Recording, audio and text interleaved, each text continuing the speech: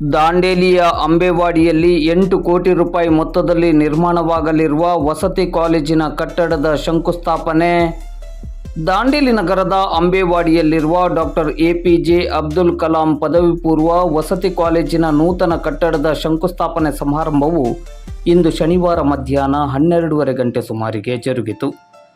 8 ಕೋಟಿ ರೂಪಾಯಿ ಮೊತ್ತದಲ್ಲಿ ನಿರ್ಮಾಣವಾಗಲಿರುವ ವಸತಿ ಕಾಲೇಜಿನ ಕಟ್ಟಡದ ಶಂಕುಸ್ಥಾಪನೆಯನ್ನು ನೆರವೇರಿಸಿ ಮಾತನಾಡಿದ ಶಾಸಕರು ಹಾಗೂ ರಾಜ್ಯ ಆಡಳಿತ ಸುಧಾರಣಾ ಆಯೋಗದ ಅಧ್ಯಕ್ಷರಾದ ಆರ್.ವಿ. ದೇಶಪಾಂಡೆ ಅವರು, ಇಂದು ಸ್ಪರ್ಧಾತ್ಮಕ ಜಗತ್ತನ್ನು ನೋಡುತ್ತಿದ್ದೇವೆ. ಅದಕ್ಕೆ ಕಾರಣ ಆ ಪ್ರಮಾಣದಲ್ಲಿ ಶೈಕ್ಷಣಿಕ ಕ್ಷೇತ್ರ ಬಲವರ್ಧನೆಗೊಂಡಿದೆ.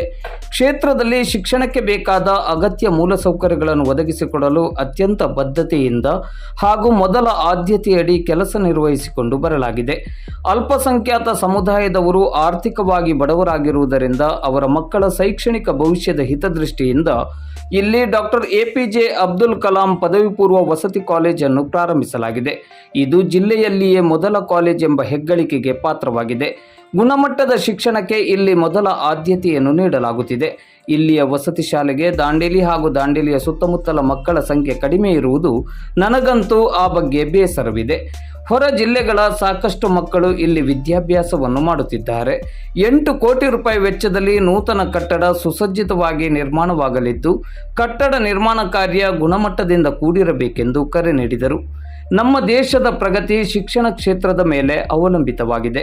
ಪಾಲಕರು ಮಕ್ಕಳಿಗೆ ಗುಣಮಟ್ಟದ ಹಾಗೂ ಉನ್ನತ ಶಿಕ್ಷಣವನ್ನು ನೀಡುವುದನ್ನು ಆದ್ಯ ಕರ್ತವ್ಯವನ್ನಾಗಿಸಬೇಕೆಂದು ಕರೆ ನೀಡಿದರು.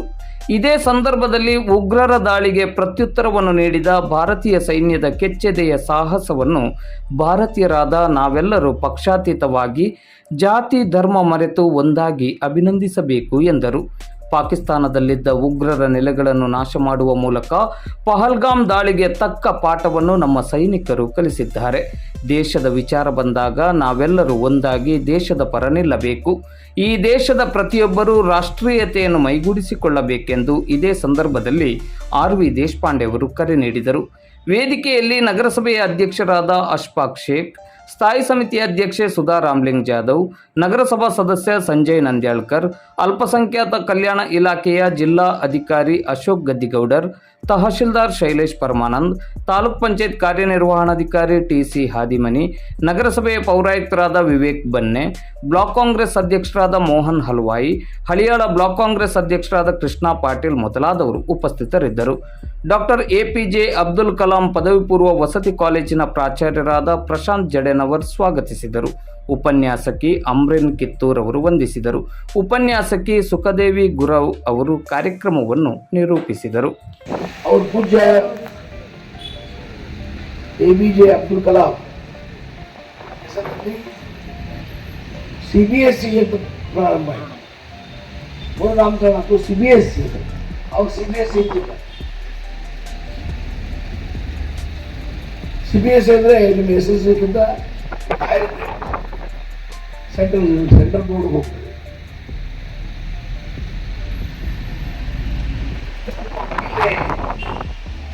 ಇಲ್ಲಿ 200 ಮಕ್ಕಳಿಗೆ CBSE SSLCಗೆ 200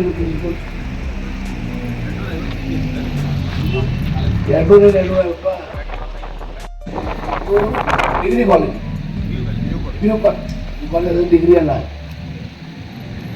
350 ಮಕ್ಕಳಿಗೆ ಹಾಸ್ಟೆಲ್ ಫೆಸಿಲಿಟಿ ಇದು, ಉಳಿ ವ್ಯವಸ್ಥೆ. ಆದ್ರೆ ಸ್ಪಷ್ಟವಾಗಿ ಹೇಳ್ತೀರಿ, ಯಾರು ವಿಚಾರ ಮಾಡ್ಕೋಬಾರ್ದು. ದಾಂಡೇಲಿಯಿಂದ ಅಲ್ಪಸಂಖ್ಯಾತರು ಇಲ್ಲ. 250 CBSE ಸ್ಕೂಲಲ್ಲಿ ದಾಂಡೇಲಿ ಮಕ್ಕಳು ಕೇವಲ 60 ಇವೆ. ಹೌದಲ್ಲಮ್ಮ? 60. ಮತ್ತು ಡಿಗ್ರಿ ಕಾಲೇಜಲ್ಲಿ 22 ನೋಡಿ. ಇಲ್ಲಿ ಅಲ್ಪಸಂಖ್ಯಾತರು ಭಾಳ ಮತ್ತು ಅಲ್ಪಸಂಖ್ಯಾತರಲ್ಲಿ ಬಡತನ ಅದೇ. ಇನ್ನು ಆರ್ಥಿಕ ಸಂಪನ್ನ ಅದ, ಈ ಪ್ರಶ್ನೆ ಇಲ್ಲ. ಬಡವರಾದರೆ ಇಲ್ಲೇ ತಿಂಡಿ ಊಟ ಫ್ರೀ ತಗೊಂಡು ಹಾಸ್ಟೆಲ್ನಲ್ಲಿ ಉಳಿದು ಕಲಿಯಲಿಕ್ಕೆ ಭಾಳ ದೊಡ್ಡ ಪ್ರಮಾಣದಲ್ಲಿ ಬೇಡಿಕೆ ಬರಬೇಕಾಗಿತ್ತು. ಬೇರೆ ಕಡೆ ಹುಡುಗರು ಬರಬಾರ್ದು ಹುಡುಗ ಬೇಡ ಅಂತ ಹೇಳಿದ್ರು. ಅವ್ರನ್ನ ಪ್ರಶಂಸೆ ಮಾಡ್ತೀವಿ. ಅವ್ರ ಪಾಲಕರು ಇಷ್ಟು ತೊಂದರೆ ಇದು ದೂರದಿಂದ ದಾಂಡೇಲಿ ಕಳಿಸಿದ ಮಕ್ಕಳು. ಹಾಗಾಗಿ ದಾಂಡೇಲಿಯ ಅಲ್ಪಸಂಖ್ಯಾತ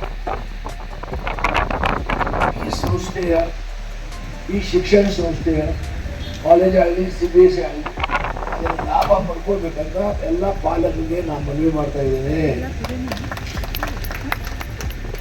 ಇವತ್ತು ಒಂದು ಕಾಲದಲ್ಲಿ ವಿದ್ಯೆ ಜನ ಭಾಳ ಕಡಿಮೆ. ಈ ನಮ್ಮ ಅಜ್ಜ ಏನ್ ಕಲ್ತಾನೆ, ಅಪ್ಪನ ಲಾಯರ್ ಇದ್ದು, ಆಮೇಲೆ ಜಮೀನ್ದಾರರು ಶ್ರೀಮಂತರು ಉಳಿದಿಲ್ಲ. ವಿದ್ಯೆ 21ನೇ ಶತಮಾನದಲ್ಲಿ ಪ್ರತಿ ಒಬ್ಬ ಸಂಪನ್ನಿರಬೇಕು. ವಿದ್ಯೆ ವಿನ ಸಮಾಜದಲ್ಲಿ ಗೌರವವಿಲ್ಲ. ಸಮಾಜದಲ್ಲಿ ಗೌರವವಿಲ್ಲ. ವಿದ್ಯೆ ಪ್ರತಿ ಒಂದು ಮಗು ಸಂಪಾದನೆ ಮಾಡಬೇಕು. ರಾಷ್ಟ್ರದ ಪ್ರಜೆ, ಭವಿಷ್ಯದ ರಾಷ್ಟ್ರದ ಭವಿಷ್ಯ ಕಷ್ಟ, ಬಹಳ ಕಷ್ಟ. ಹಾಗಾಗಿ ನೋಡಿ, ಎಷ್ಟೋ ಜನ ಬಡ ಪಾಲಕರು ಕಷ್ಟಪಟ್ಟು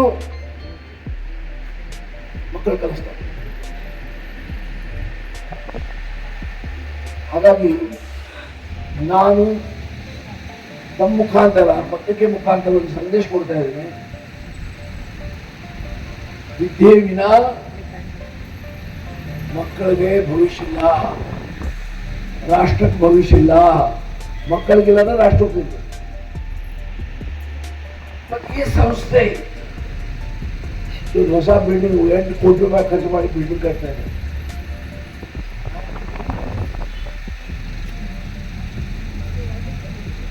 ಯಾರು ಟ್ವೀಟ್ ಮಾಡ್ತೀರಿ, ಸೋಷಿಯಲ್ ಮೀಡಿಯಾದಲ್ಲಿದ್ದೀರಿ, ದುಡ್ಡು ಮಾಡಿ ಪ್ರಚಾರ ಆಗ್ಬೇಕಿರೋದು.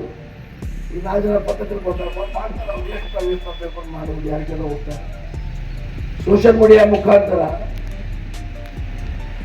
ಹೆಚ್ಚಿನ ಪ್ರಚಾರ ಈ ಸಂಸ್ಥೆದ ಆಗಬೇಕು. ಪ್ರತಿಯೊಂದು ಮನೆ ತನಕ ಅಲ್ಪಸಂಖ್ಯಾತ ಮನೆ ಕೊಡ್ಬೇಕು. ಅಲ್ಪಸಂಖ್ಯಾತ ಮುಸಲ್ಮಾನರು ಅಷ್ಟೇ ಅಲ್ಲ, ಕ್ರಿಶ್ಚಿಯನ್ರು ಬಂದರು, ಜೈನರು ಬಂದರು. ಹಾಗಾಗಿ ಈ ಕಾರ್ಯಕ್ರಮದಲ್ಲಿ ಬಹಳ ಅಭಿಮಾನ ಗೌರವದಿಂದ ಭಾಗವಹಿಸಿದ್ದೇವೆ. ಈ ಮುಂದಿನ ಕನ್ನಡ ಪವರ್ ಕಾರ್ಪೊರೇಷನ್ ಆವಾಗ ಏನು ಬೇಕಾಗ್ತದೆ, ಇದು KPC ಬಿಲ್ಡಿಂಗ್, ಲ್ಯಾಂಡ್ KPC ತಗೋಯ್ತು. ಒಂದು ಸ್ಟ್ರೋಕ್ ಆಫ್ ದ ಪೆನ್ ಅಂತ, ಒಂದು ಸ್ಟ್ರೋಕ್ ಆಫ್ ದ ಪೆನ್, ಪೆನ್ನಿನ ಒಂದು ಹೊಡೆತಕ್ಕೆ KPC ಇದು ನಿಮ್ಮ ಡಿಪಾರ್ಟ್ಮೆಂಟ್ ಹ್ಯಾಂಡ್ ಓವರ್ ಮಾಡಿದ್ವಿ, ಜಮೀನು ಹ್ಯಾಂಡ್ ಓವರ್ ಮಾಡಿದ್ವಿ. ಇದರಲ್ಲಿ ಬೆಲೆ ಎಷ್ಟಾಗ್ಬೋದು ಅಂತಂದ್ರೆ ಕೋಟಿ ರೂಪಾಯಿಗೆ ಹೋಗುತ್ತದೆ, ಕರೋಡ ರೂಪಾಯಿ. ಭಾಳ ಶ್ರೀಮಂತ ಆಗ್ಬಿಟ್ರಿ. ಹಾಗಾಗಿ ಶಿಕ್ಷಕರು ಒಂದು ಮಾತು ಹೇಳ್ತೇನೆ, ಒಳ್ಳೆ ಅವಕಾಶ ಸಿಕ್ಕಿದೆ, ಒಳ್ಳೆ ಪಾಠ ಕಲಿಸಿ ಮಕ್ಕಳಿಗೆ. ನೀವು ಶಿಕ್ಷಕರು ಇಲ್ಲೇ ಇರ್ತೀರೋ, ನೀವು ಒಂದು ಅಡ್ಡಕ್ಕೆ ಮನೆ ಇಲ್ಲೇ ಹೋಗ್ತೀವಿ, ಇಲ್ಲೇ ಊಟ ಮಾಡ್ತೀವಿ. ಊಟ ತಿಂಡಿ ಫ್ರೀ ಮತ್ತೆ ಒಳ್ಳೆ ಲಕ್ಕಿ ಟೀಚರ್ಸ್ ಅಲ್ಲ, ಭಾಗ್ಯವಾನ್ ಟೀಚರ್ಸ್. ಕ್ವಾರ್ಟರ್ಸು ಕೊಟ್ಟಿದ್ದಾರೆ, ಫ್ರೀ ಫುಡ್, ಫ್ರೀ ವಾಟರ್, पगार फ्री नहीं, पगार नहीं दे, पगार नको बोलते नहीं, बड़ा बोलते हैं. पगार अच्छा है साहब, अच्छा खुशी की बात है. ಒಳ್ಳೆ ಪಗಾರ ಇರ್ಬೇಕು, ಯಾಕಿರ್ಬಾರ್ದು. ಯಾರು ಒಳ್ಳೆ ಕೆಲಸ ಮಾಡ್ತಾರೆ ಅವ್ರು ಗೌರವಿಸ್ಬೇಕು, ಒಳ್ಳೆ ಸಂಬಳ ಇರಬೇಕು. ಹಾಗಾಗಿ ಈ ಸಂಸ್ಥೆಯನ್ನು ಚೆನ್ನಾಗಿ ಬೆಳಿಬೇಕು. ಹೊಸ ಕನ್ನಡ ಬಂದ ನಂತರ ಹೊಸ ರೂಪ ಈ ಸಂಸ್ಥೆ ಬರ್ಬೋದು ಅಂತ ನಾನು ಭಾವಿಸ್ತೇನೆ. ಜಿಲ್ಲೆಯಲ್ಲಿ ಇದು ಒಂದೇ ಸ್ಕೂಲು. ಇಡೀ ಉತ್ತರ ಕನ್ನಡ ಜಿಲ್ಲೆಯಲ್ಲಿ ಇದು ಒಂದೇ ಶಾಲೆ. ಹೌದಲ್ಲಮ್ಮ? ಬಂದಿದೆ. ಬಾಕಿ 12 ತಾಲೂಕಿದೆ. ಒಂದು ತಾಲೂಕ ನೀವು ದಾಂಡೇಲಿ ಹೊಂದ್ಕೊಡ್ಬೇಕು. ಅಲ್ಲಾದ್ರೆ ನಾವು ಕೇಳ್ತಾ ಬೇರೆ ದಾಂಡೇಲಿ ಮಾಡ್ತೀವಿ. ಯಾಕಂತ ದಾಂಡೇಲಿ ಜನ ಓಟ್ ಹಾಕ್ತಪ್ಪ ಹಾಗಾಗಿ ಈ ಸಂಸ್ಥೆಯನ್ನು ಬೆಳೀಲಿ, ಮಕ್ಕಳು ಬುದ್ಧಿವಂತರು ವಿದ್ಯಾವಂತರಾಗಿ ರಾಷ್ಟ್ರದ ಒಳ್ಳೆ ಪ್ರಜೆ ಆಗಲಿ, ಭಾರತ ರಾಷ್ಟ್ರಕ್ಕೆ, ಭಾರತ ಮಾತೆಗೆ ಉಜ್ವಲವಾದ ಭವಿಷ್ಯ. ಇಡೀ ವಿಶ್ವದಲ್ಲಿ ಭಾರತ ಮಾತೆ ಇವತ್ತು ಬಹಳ ಬಲವಾದ ಸ್ಥಾನದಲ್ಲಿದೆ. ನೀವು ನೋಡಿದ್ರಿ ನಮ್ಮ ಆರ್ಮಿ ಯಾವ ಪ್ರಕಾರ ಪಾಕಿಸ್ತಾನಕ್ಕೆ ಪಾಠ ಕಲಿಸಿದ್ರು. ಇವಾಗ ನಮ್ಮ ಅಭಿಮಾನ ಇರಬೇಕು. ಆರ್ಮಿ ಫೋರ್ಸ್ ಇರ್ಬೋದು, ನೇವಿ ಇರ್ಬೋದು, ಏರ್ಫೋರ್ಸ್ ಇರ್ಬೋದು, ಅಥವಾ ನಮ್ಮ ಪ್ಯಾರಾಮಿಲಿಟರಿ ಇರ್ಬೋದು. ಬೆಳಗಾಮದಲ್ಲಿ 26 ಜನ ಗುಂಡಿಗೆ ಹೊಡೆದು ಅವ್ರ ಹೆಣ್ಮಕ್ಳ ಮುಂದೆ ಅಂತ ನೀಚರು ಮುಸ್ಲಿಂ ಯಾರೂ ಇಲ್ಲ. ಅದು ಭಾರತ ರಾಷ್ಟ್ರ.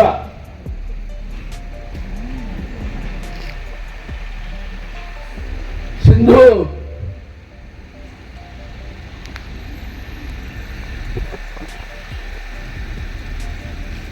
ಒಂದು ಕಾರ್ಯಕ್ರಮ ಹಾಕಿ ಹಲವಾರು ಟೆರರಿಸ್ಟ್ ಸೆಂಟರ್ ಪಾಕಿಸ್ತಾನ ಹಾರಿಸ್ತಾರೆ. ಪ್ರತಿಯೊಬ್ಬರಲ್ಲಿ ಅಭಿಮಾನ ಇರಬೇಕು. ಬಹಳ ಜನಗೂ ಗೊತ್ತೂ ಇಲ್ಲ ಏನಾಗೈತೆ ಅಂತ. ಮತ್ತೆ ಏನು ಬಿಟ್ಟಿಲ್ಲ, ಬಡವ ಇರಲಿ, ಶ್ರೀಮಂತ ಇರಲಿ, ಯಾವ ಜಾತಿ ಇರಲಿ, ಯಾವ ಧರ್ಮ ಇರಲಿ, ರಾಷ್ಟ್ರ ಬಗ್ಗೆ ಮೊದಲು ಅಭಿಮಾನ ಬೇಕು. ಭಾರತೀಯ ಎದೆ ತಟ್ಟು ಹೇಳಬೇಕು. ಅದು ಬಹಳ ಮಹತ್ವದ್ದು. ಈ ಕರ್ನಾಟಕ ಮಾತೆ ಬಹಳ ಪ್ರಗತಿ ಮಾಡ್ತಾರೆ. ಇಡೀ ವಿಶ್ವದಲ್ಲಿ ಆಕರ್ಷಣೆ ಮಾಡಿದೆ. ಐಟಿಯಲ್ಲಿ, ಬಿಟಿಯಲ್ಲಿ,